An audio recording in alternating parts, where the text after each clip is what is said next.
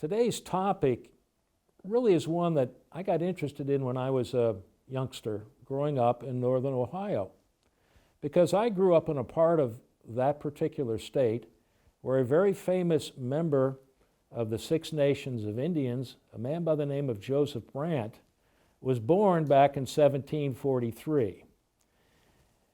And going to school in Ohio, doing Ohio history, we did a lot of reading about Native Americans, but then I discovered as I went to college and graduate school, the subject of Native Americans simply didn't seem to have any place in the various curricula of the courses that I took.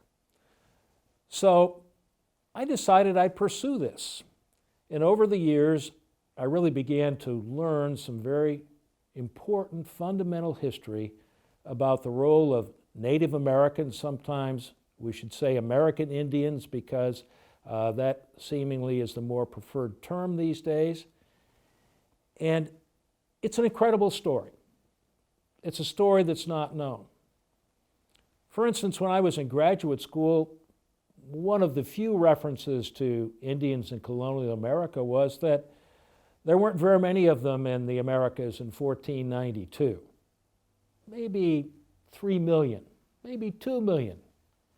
And that population disappeared. But since it wasn't a huge population, that has disappeared over 2 or 3 centuries and got down to the point where very few Native Americans existed in the United States as you moved into the 20th century, that it didn't really matter. What really mattered were those colonists, those explorers, moving out of Europe, looking to expand into the Americas, looking for new opportunity, looking for religious freedom, whatever might have been the case. But in reality, the best research in the last 30 to 40 years questions that 3 million figure. In fact, it's possible that more people were living in the Americas in 1492 than in Europe. Can you imagine that? The estimated population in Europe was 75 million people in the 1490s, give or take a million or two. And there are some estimates that say the population in the Americas was probably even greater than that, up to over 100 million, worked out by anthropologists and archaeologists. Now that's a very, very startling piece of information, because that population too, over a period of time, is going to disappear. It will begin to reappear, but much of the history of Native Americans, going all the way back to the time of Columbus and moving forward through the 19th century, it's really a matter of population decline. And so part of what I want to talk about is what happened to that population, and I want to relate that specifically as we go along today to the Six Nations of Indians in New York. Think of upstate New York today. Think of the area running from Albany, 300 miles or so, all the way over to Buffalo. That was the territory of the Six Nations, of their confederacy, going back into perhaps as early as the 12th or 13th century.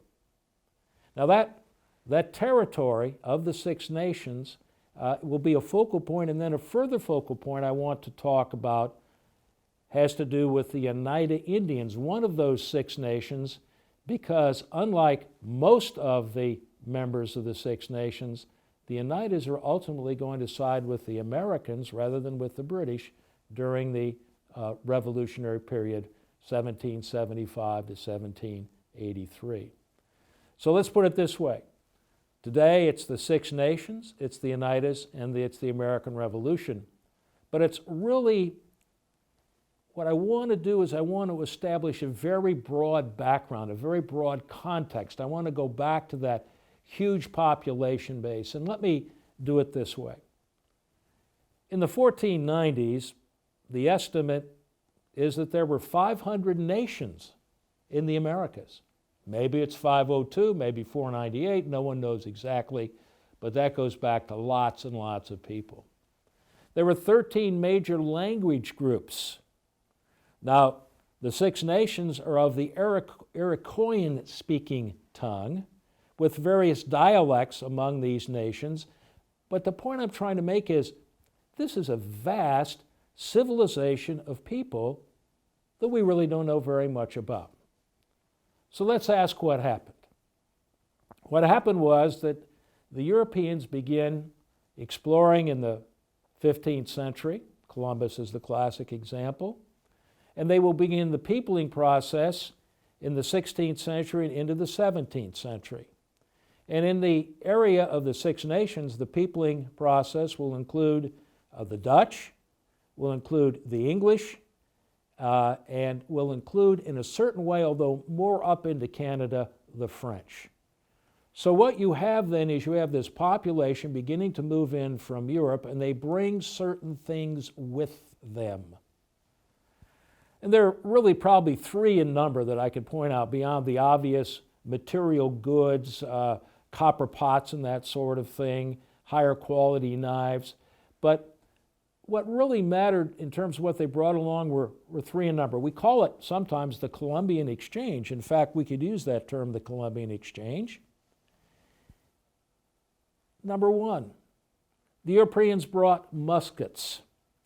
And Native Americans were attracted to those muskets because they became an additional weapon beyond the bow and the arrow, the knife, the war club, whatever you want me to point to, in terms of not only dealing with enemies, because there is constant warfare among the various nations in the Americas, but there are also additional weapons for hunting and going after the game, the beaver, the deer, the elk, all the animals that you can think of that inhabited the landscape, because the Europeans want the pelts of those animals.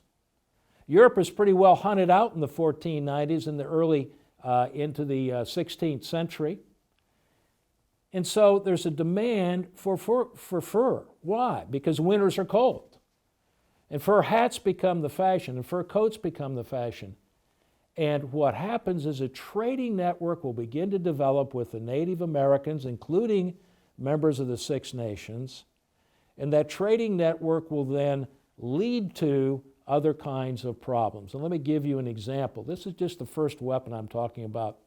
Because when trading occurs and you begin to hunt out your own area, what will happen in that situation is that you begin to have to expand into other areas, into other territories, into the territory of other native groups. And in the 17th century, that is going on where the Six Nations, and let me pause at this point and point out, in the 17th century, there are only, I want to point out, there are only 5 nations, all right?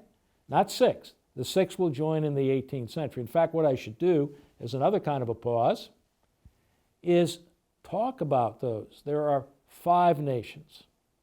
Those 5 nations are represented by the Mohawks in the east in the area of Albany. You move west toward modern-day Utica and Syracuse, and you have the Oneida Indian Nation. You move into the Syracuse area, you have the Onondagas, that's the center of this confederacy. You move a little bit west of that area, and you have the Cayugas, and then you head out toward Buffalo, and ultimately you have the Senecas. What will happen is in the early 18th century, the Tuscaroras get involved in warfare in the Carolinas, and they find the discreet thing to do. They're also Iroquois speaking. They will migrate north and will primarily become the Six Nations, settling in Oneida territory. Well, that diversion is to sort of set up the background here. But as those nations, those 5, then 6 nations, begin to expand, they go to war with other Indian nations, like the Hurons in Canada. And those wars prove to be bloody awful. The Hurons almost get wiped out. And what the Six Nations are after, actually, they're after the fur-bearing animals, and because of all this warfare, they're also after catching people that they will then bring back, and they will take them through a process called requickening. And they try to requicken them from being Hurons into being Oneidas or Senecas or Cayugas or whatever. And if they don't requicken properly, well, the fate is basically death. So there's this need to keep the population stable with all of this warfare that is going on. Firearms, my first point, feed into that process. The second point, the Europeans brought something that was not good for American Indian culture, and I'm referring to alcohol. Alcohol becomes a very significant trading commodity, and it doesn't go over well with the American Indian, Native American population, because for whatever reason, there's a desire on the part of the native population to get their hands on that alcohol, and it will begin to be very disrupting to their cultures because problems with drinking and drunkenness begin to develop and will further weaken those nations in resisting the tide of movement on the part of Europeans into the Americas. Well, I'm actually saving the biggest of the three factors for last, and that has to do with this Columbian Exchange when it comes to disease. This is an incredible story. I had no idea about this when I started my graduate work, but I learned about it over a period of years, that the Europeans brought various, shall we say, germs or disease-laden elements with them, various kinds of bacteria, whatever it might be. They brought smallpox, they brought the measles, they brought the mumps, they brought the chicken pox, they brought diphtheria. And when those diseases hit the Native American population, is one quote that I remember says, those Indians started to die in heaps. Why? Because the Americas were like a disease-free environment. They were isolated from Europe. These diseases were not known in the Americas, so the antibodies had not built up in the population, this huge population, over a period of years or even centuries. And as a net result, when those diseases hit, the native population begins to decline, as much to 90 to 95%. If you can imagine it this way, Europeans are moving in by the thousands and the hundreds of thousands. African slaves are being imported into the colonies and throughout the Americas by the thousands and hundreds of thousands. The native population is declining by the hundreds of thousands. And this makes it very, very difficult for Native Americans generally to stand up to that rising tide of European population. So this is a very important part of a background to the story that I'm trying to share with you today about this particular group of Indians, the Six Nations, and the Revolution. So let me make a transition now and get more specific. If you go back to the early, as some scholars have said, the 13th or the 12th centuries, you have a situation where those five nations are a perpetual war among themselves. They're not getting along. They haven't formed bonds, even though they do have a common language with varying dialects, but they're not getting along. And something very, very important happens. And that is, an individual rises up, supposedly an Onondaga, possibly a Mohawk. Deganiwida is his name. And this individual says it's time for we Indians, as part of this group of nations, to stop killing and maiming and fighting among ourselves. We must come together as a people. Now, the problem that Deganiwida had was that he was sort of a deformed individual, apparently couldn't see very well, was unattractive to the eye. Really was kind of like, to use the, and I hate to use this term, apparently very ugly, couldn't look at him. But what he did, he found an ally, a beautiful person. This is all part of the lore, by the way, of the Six Nations. And that individual's a name you probably have heard, Hiawatha. And so Hiawatha became the great translator, the transmitter of this notion of let's form a league of harmony, a league of peace, a league where we stand together as sisters and brothers in one strong, unified league.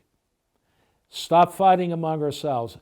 And Hiawatha and Deganiwida went all over the place, and they finally convinced all the great leaders that indeed we should form that league of peace and power. Now, ultimately, we'll begin to call that the Iroquois Confederacy, or the Confederacy of the Five Nations, ultimately Six Nations.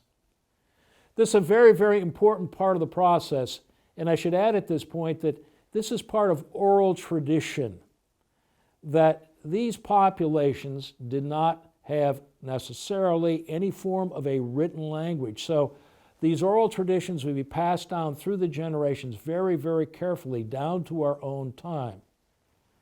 But this League of Peace and Power, the Iroquois Confederacy, the Confederacy of the Haudenosaunee people, or the people of the Longhouse, that's another kind of a term that you could use, is very, very important because these nations, the five and then the six, will stop fighting among themselves, and they will begin to protect one another, and they will stand tall in the 18th century to this rising tide and movement of European peoples westward.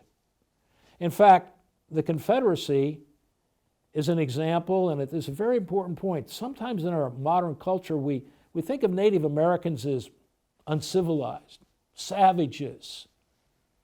I might even say redskins as an example. But in reality, Native Americans are very sophisticated people. This Confederacy, in many ways, functioned as a democracy, long before we had democracy in America.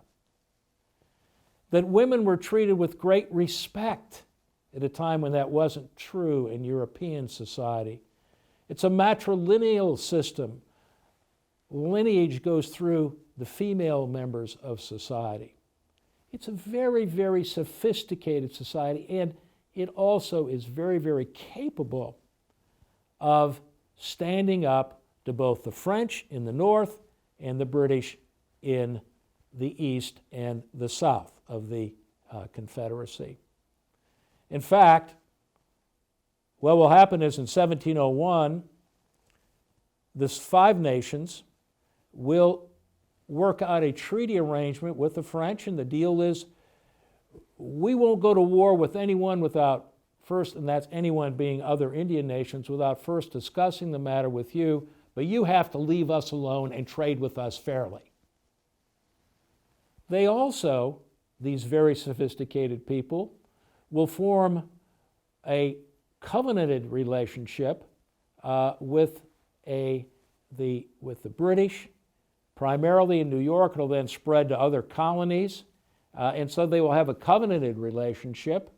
And this means that we are operating as brothers together, that you have your world, we have our world. There's a wampum which demonstrates that, two lines running through it. We don't cross, we don't mingle. We are not the sons of the king. We are rather the brothers of the British. We are a free and independent people. And so this Silver Covenant, as it's called, which will be refurbished in various negotiations over time, forms a bond with the British colonists. So that's where matters stand. So you have a declining population, a population by the 18th century that's trying to avoid warfare, a very, very sophisticated political organization, this great League of the Iroquois. We have the Tuscaroras joining the five to make six nations in the 1720s. And this in turn then leads us into the American Revolution. Now, the standard assumption is that Native Americans on the whole fought on the side of the British, when in actual fact, many Native American groups tried to remain neutral. They didn't know how it was all going to turn out. They tried to remain neutral. Some did align with the British, and others, in turn, not that many, will align with the Americans. And this is an important part of our story because it really has to do with the splitting of this very beautifully unified Confederacy. So with this background information, let's make a transition into the coming of the American Revolution in 1774 and into 1775. We all know that the war broke out at Lexington and Concord on the 19th of April in 1775. We know that the rebels were determined to resist what they viewed as British tyranny, and that the British were determined to maintain those colonies because those colonies were very valuable to the British. There was no doubt about that. So we're in this situation now where everyone, whether you're an English settler, or let's say you're an American Indian, or let's say you're an African American in slavery, everyone has to begin to make a decision. What side am I going to be on? And that's very, very important because normally we only think that that involves the English settlers, when in reality there are other populations out there that have to make the same kind of decisions. Part of our misunderstanding, or shall we say just not being aware of the information, is that Native American groups did have to make those decisions. And many of them remain neutral. The best course was to stay out of this so-called family quarrel that is going on with England. That's the best position to maintain. But for others, they really got drawn in a variety of ways. And that will certainly be the case with the Six Nations, and it will be a situation that doesn't necessarily end happily for those nations. So let me explain it this way. Let's go to the year 1775. Let's first of all talk about the American position. Beginning in May of 1775, the Continental Congress, well, actually a second Congress, convenes in Philadelphia. And one of the actions of this Congress is to try to get the word out, encouraging Native Americans everywhere to stay neutral, stay out of, as they put it, their words, this family quarrel with England. That message was sent to the Six Nations. We seek your neutrality. Let us work this out with our British brothers. Stay out of it. Well, that's all well and good, but the process had already begun on the part of the British, turning it to the other side to try to encourage at least some Native American groups to join the British side. After all, the argument is, who is taking your land? Who is stealing your property? Why wouldn't you want to join us? We're the ones who will help preserve your territory. So let me tell you this little story. In May or June of 1775, up in the Mohawk Valley, which runs through the heart of this country, running from a little bit north of Albany all the way over into the Syracuse area, not quite that far. What you actually have in that valley is you have the Mohawk people on the eastern side, and they have developed very close working ties with the British. This has happened over a period of time. There's a settler by the name of Sir William Johnson who moves into that area, and he befriends the Mohawks. Very, very interesting individual, a major player in the story of 18th century America. And he will develop very close ties with the Mohawks, will favor them in many ways over the other members of the Six Nations. And Sir William Johnson is a critical player in this story because, amazingly enough, he is going to pass from the scene in 1774, greatly mourned by the Mohawks. But in reality, the situation is such that he has descendants. One is Sir John Johnson. One is Guy Johnson. Guy Johnson's his nephew and has married one of Sir William's daughters. And this family will continue that tradition of close ties with the Mohawks. And Guy Johnson then will pick up the title of the Indian Superintendent in the North. And he realizes that the local rebels want to put him out of commission, that is, throw him in jail so that he can't try to keep influencing the Mohawks to turn against the Americans. And he'll flee to Canada.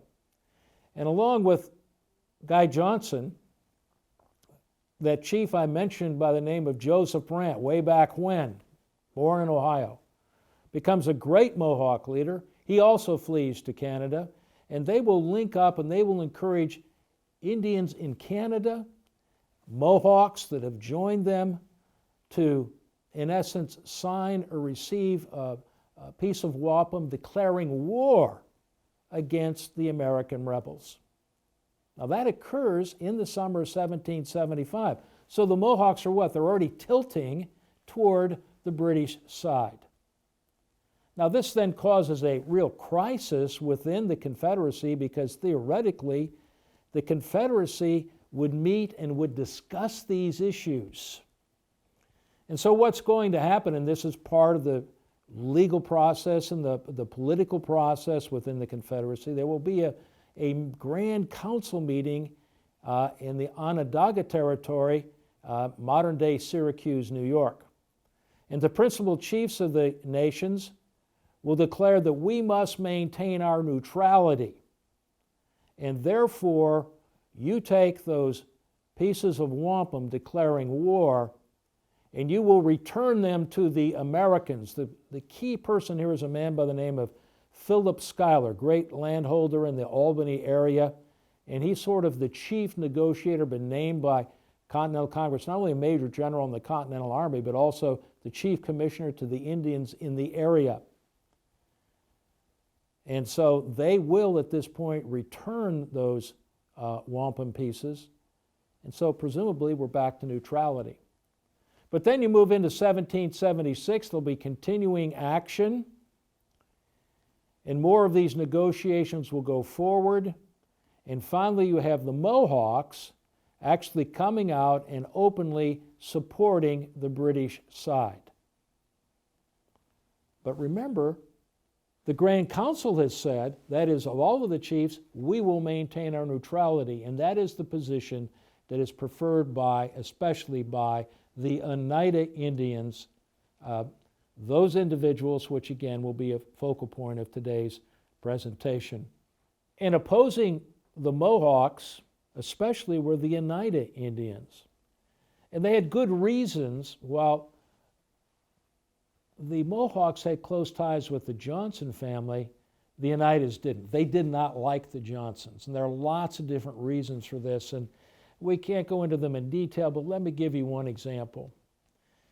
You may be aware that in 1763, at the end of the French and Indian, or sometimes called the 7 Years' War, depending upon your location, that the British government decided we've got to keep the settlers away from the native population because we don't want ongoing warfare. So they adopted, that is, British policymakers adopted, called the Proclamation of 1763, a dividing line that would run all the way from Canada down into the area of the Floridas.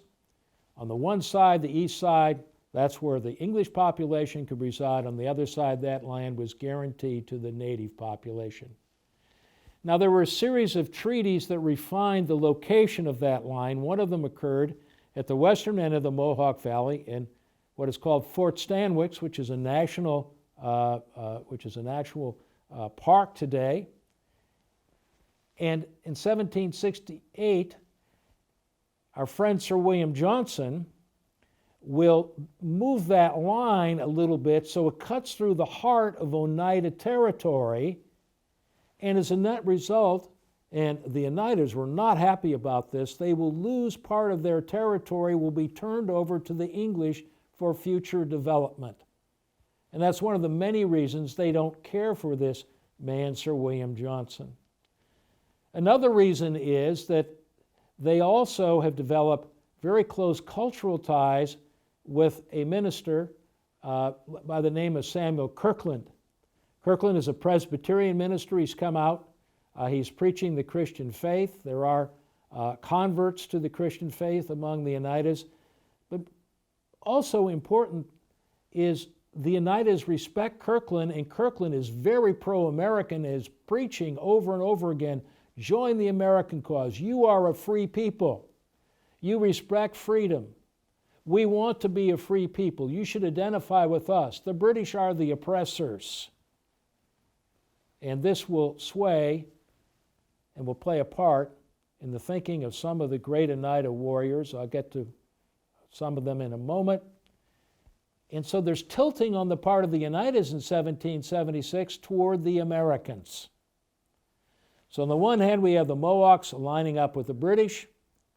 And then just to throw in an additional element here, it has to do with the position of forts. Way out in western New York is Fort Niagara.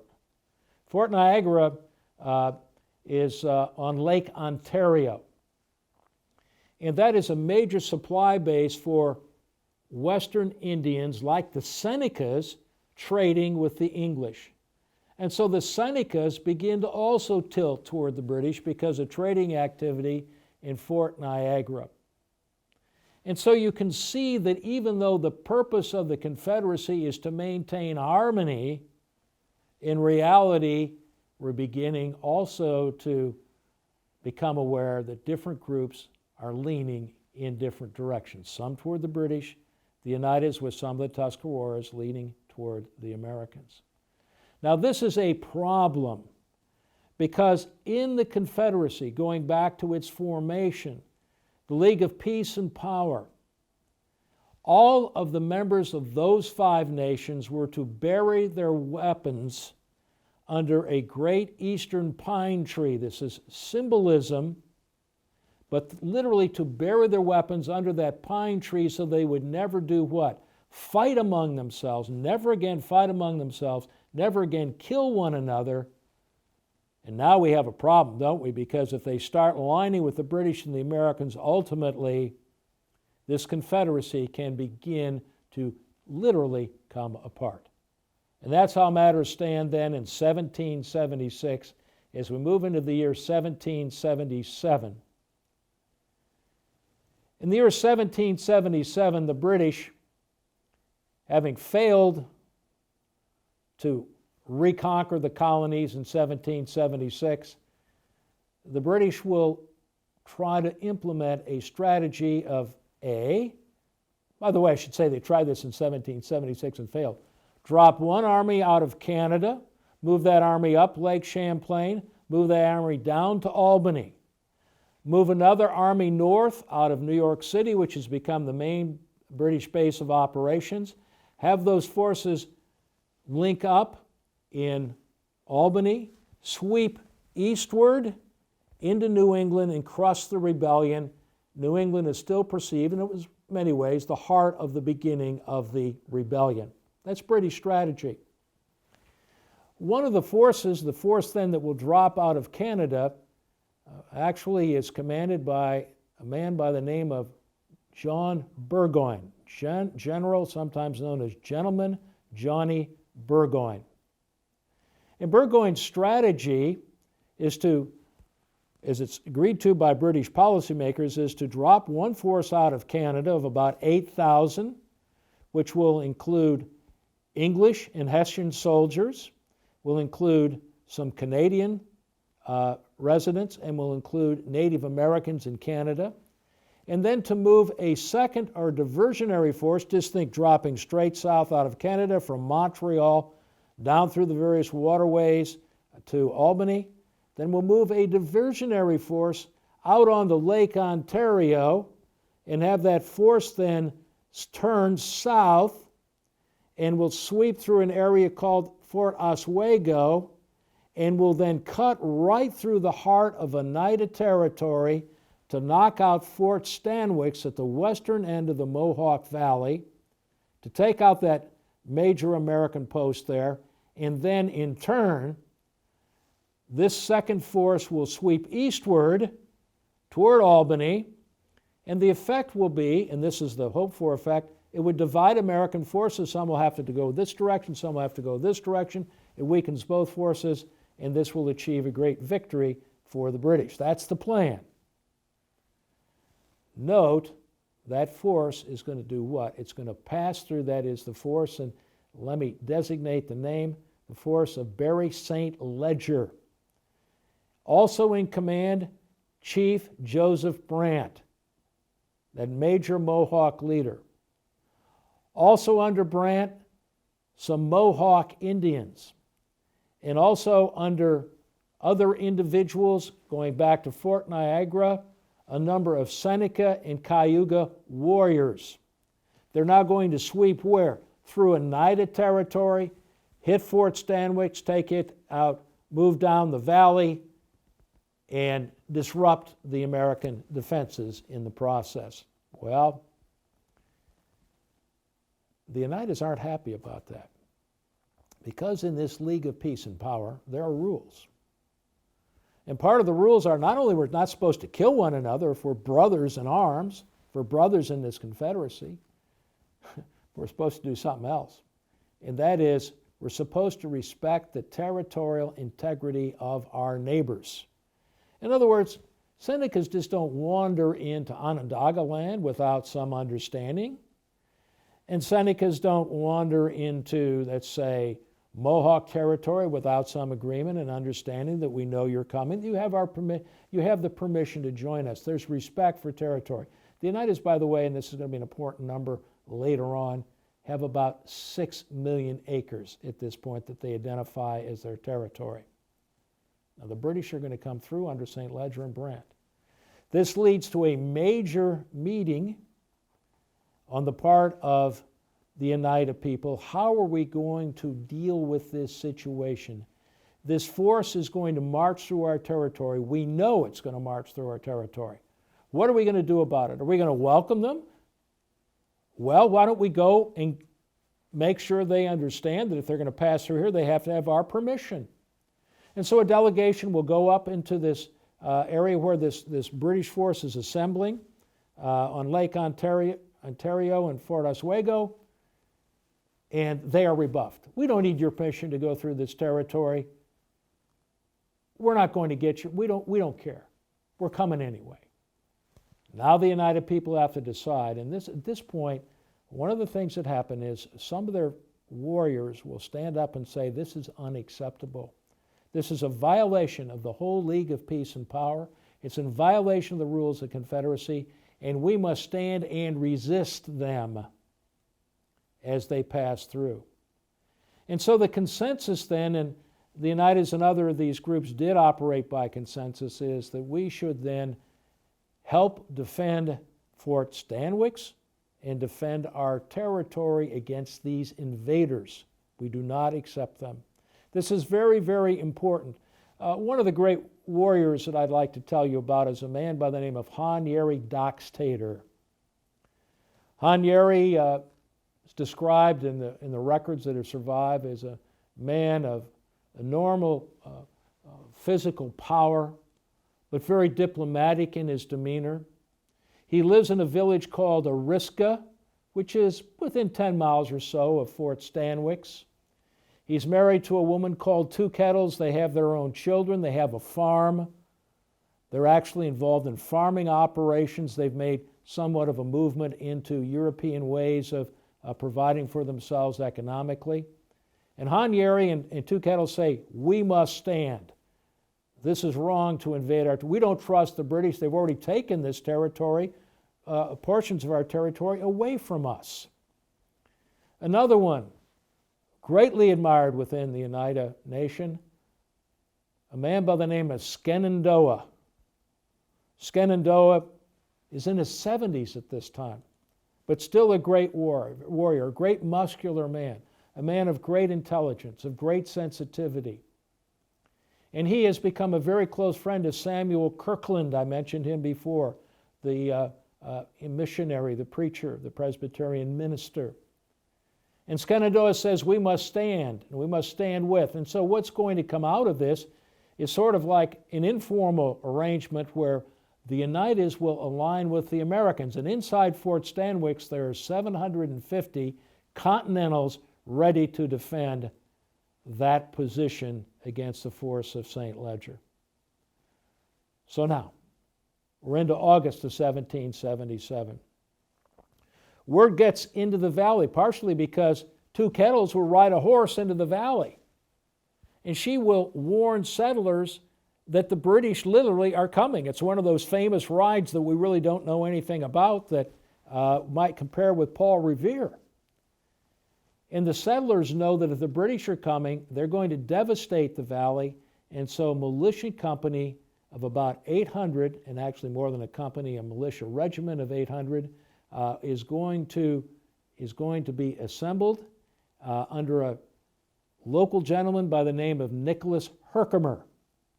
And Herkimer is then going to lead that militia force up the Mohawk Valley, and this is going to be set up and lead to one of the bloodiest battles of the whole Revolutionary War, the Battle of Oriskany. Not really well known, and by the way, it is a New York State site with some overall management today of the National Park Service. This battle occurred on August 6th of 1777. And what you have in this situation, you're going to have some of St. Leger's forces under Joseph Brant, under Sir John Johnson, including Senecas and Mohawks, fighting against this militia force, which will include 60 to 100 Oneida and Tuscarora Indian warriors, including Two Kettles, who's going to be in the middle of this battle. We have descriptions of it. This is very, very important because in this bloody battle, by the way, the militia force suffered about a 60% casualty rate. That's unbelievable by the standards of 18th century warfare. It was hand-to-hand bloody combat. And it went on for a couple of hours, thunderstorm, another couple of hours. The American force has to retreat. But the key point about this is what has happened here. The Oneidas and a few Tuscaroras have fought literally hand-to-hand against Senecas and against Mohawks, and this is really the beginning of a civil war within the Six Nations. Very, very critical situation here has developed.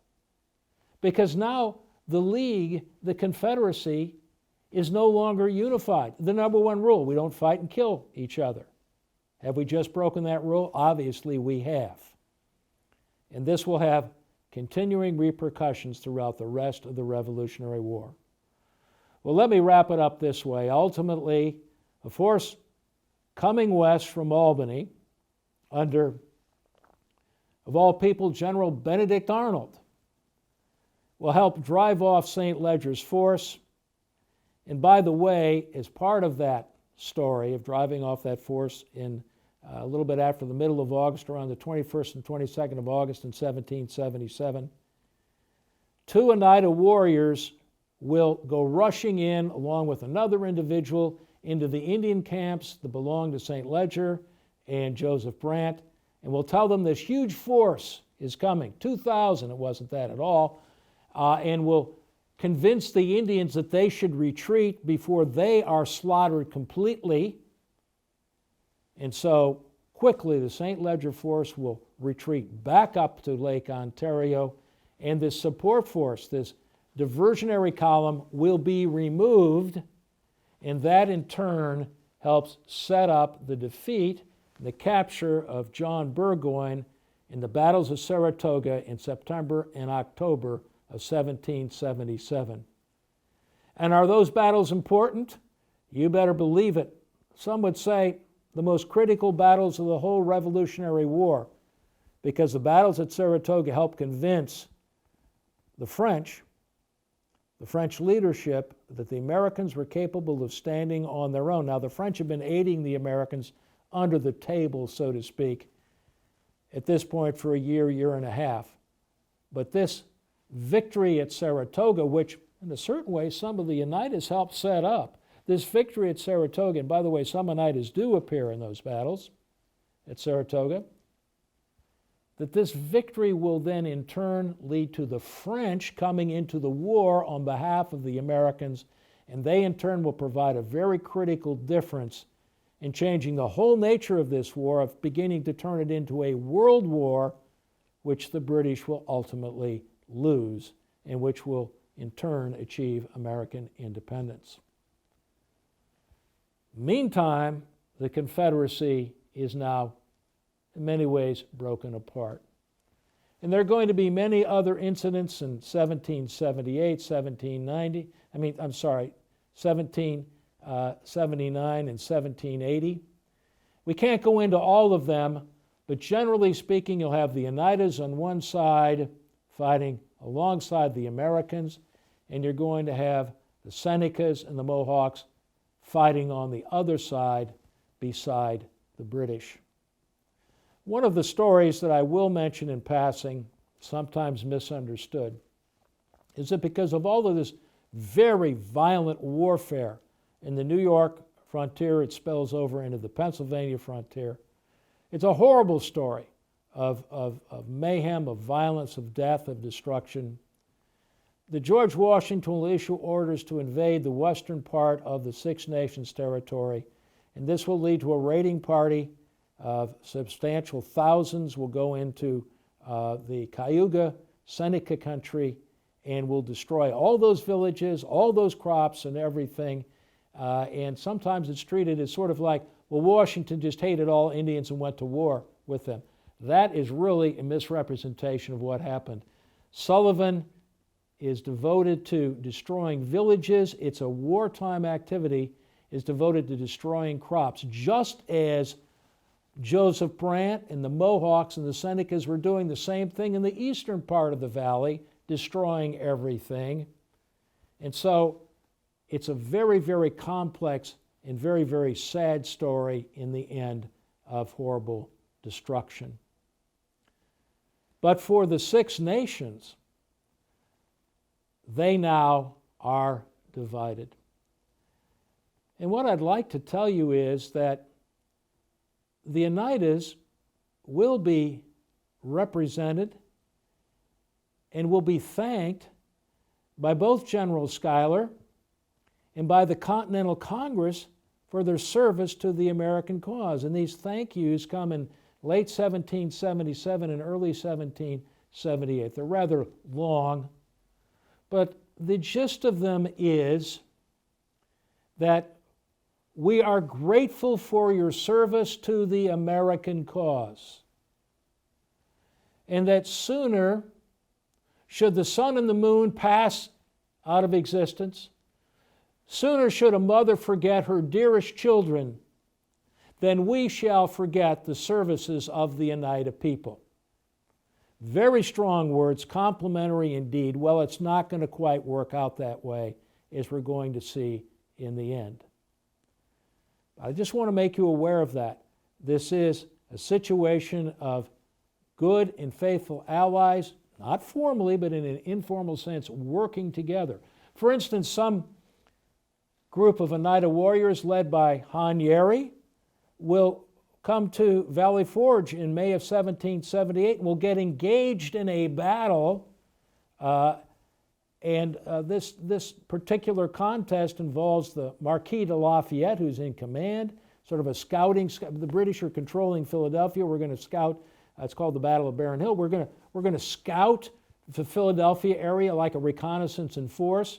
The British hit them from all sides. And Oneida warriors are part of the scouting group, and they will help delay the British, fight off the British, as Lafayette's force will retreat back to Valley Forge.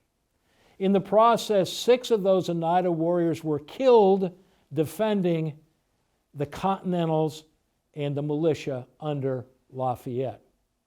One of them, that's an amazing individual by the name of Thomas Cinna Vez. I don't know how to describe Thomas to you, but I want to point out Indians actually are real people.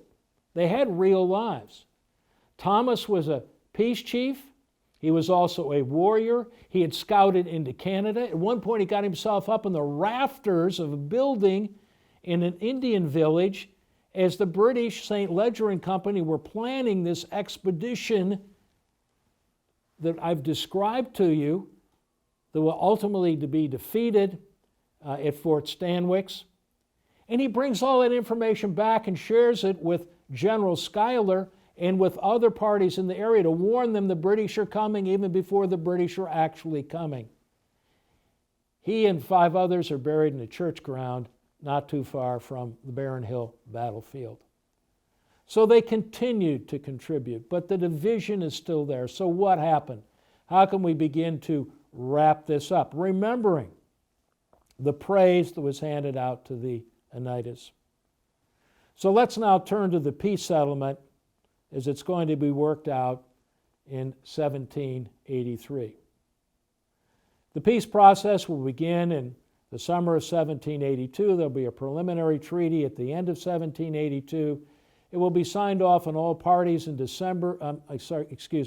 It will be signed off on all parties in September of 1783. Now, in that peace treaty, the British would promise the Native Americans everything if you will just join us. Literally, Joseph Brant had been in England in 1775 and early 1776, and the king and other policymakers had said, "We will, if you just fight for us, we will give you back your Mohawk territory that has been lost to these American settlers." The peace treaty was totally, completely, utterly silent in terms of doing anything for the native population. So Joseph Brant, the Mohawks, the Senecas, the Cayugas, so many others were just cast aside. Well, this makes them very, very vulnerable to what? Because they've been on the losing side. And there are going to be a series of treaties worked out after 1783, two of them at Fort Stanwix in September and into October of 1784. One of the treaties will be worked out with the government under the Articles of Confederation, the Continental Congress. One will be worked out with the state of New York. In both instances, what will happen is, as a penalty for fighting against the Americans, those four nations, the Mohawks, the Onondagas, the Cayugas, and the Senecas, have to give up territory, forfeit territory to the Americans as a penalty for losing the war.